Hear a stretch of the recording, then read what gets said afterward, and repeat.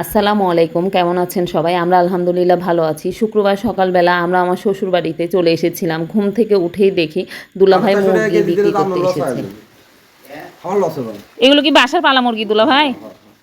কত করে বিক্রি? পিস কত করে? আবার আসেন আসেন, মাপা হোক। দুলাভাই এখানে ওজন দিতেছে মুরগি, দেখি আমার কতখানি হয়েছে। 5.5 কেজি ওজন। ও দুলাভাই, পিস কত করে? 600 টাকা।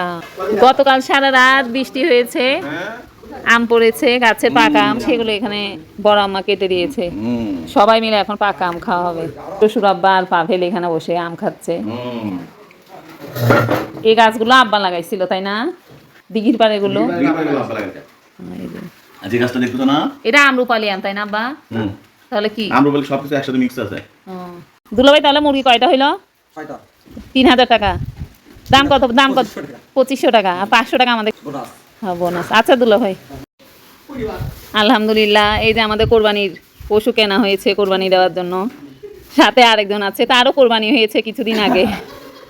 2 ছাগল একসাথে দেখতেছেন বন্ধুরা।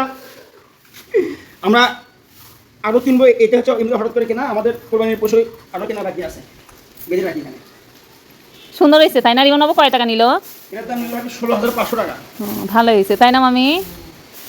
আমাদের দুপুরে খাবারের জন্য এখানে যে মুরগিগুলো কেনা হয়েছিল সেই মুরগিগুলোর গিলা, কলিজা, পা, চামড়া এগুলো ভুনা করা হয়েছে। আর একটা ছোট আস্ত মুরগি ছিল, সেই আস্ত মুরগিটা আমার শ্বশুরের জন্য ভুনা করা হয়েছে। বরবটি, আলু ভাজি, ডাল রান্না করা হয়েছে আজকে দুপুরের খাবারের জন্য। আমাদের রিমন বাবুর নতুন বিয়ে, ওর শ্বশুর বাড়ি থেকে এখানে পায়েস রান্না করে পাঠিয়েছে, গরুর মাংস রান্না করেছে, তেল পিঠা দিয়েছে। আজকে এসেছিলাম গোবিন্দগঞ্জের বন্দর ক্যাফেতে।